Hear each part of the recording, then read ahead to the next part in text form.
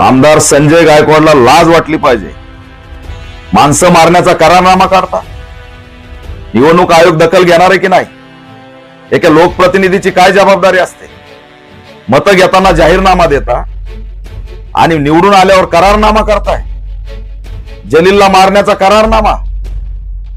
लोकशाहीमध्ये, संविधानामध्ये, कायद्यामध्ये हे डॉक्टर बाबासाहेब आंबेडकरांच्या कायद्यावर चालणारं राज्य आहे आणि तिथं तुम्ही माणसं मारण्याचा करारनामा काढताय. संजय गायकवाड यांना संविधान वाचण्याची गरज आहे, कायदा समजून घेण्याची गरज आहे. गृह विभागाने या करारनाम्याची दखल घ्यावी. अशा पद्धतीने माज आणि मस्ती जर चालू राहिली तर लोक करारनाम्यावरती हत्या करतील. हे कोणत्या कायद्यात बसतं करारनामा काढायचं? त्याच्यामुळे आमचा सल्ला आहे, मतं मागताना जो जाहीरनामा काढला त्याच्यावर फोकस द्या. माणसं मारायचा करारनामा काढू नका. आम्ही निषेध करतो की अशा पद्धतीने कायद्याच्या राज्यामध्ये दहशत कदापि चालू देणार नाही. एकनाथ शिंदेंना माझं आव्हान आहे, हा लोकशाहीतील तुमचा राजकीय पक्ष आहे की तुमचा आमदार करारनामा काढून त्या ठिकाणी धमक्या देतोय?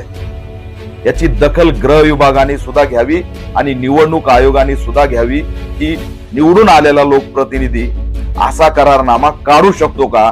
आणि जर असं होत राहिलं तर मग या राज्यामध्ये दिवसा डावळ्या करारनाम्यावरती हत्या झाल्याशिवाय राहणार नाही. निवडणूक आयोगाने आमदारकी रद्द करावी अशी सुद्धा आम्ही मागणी करतो.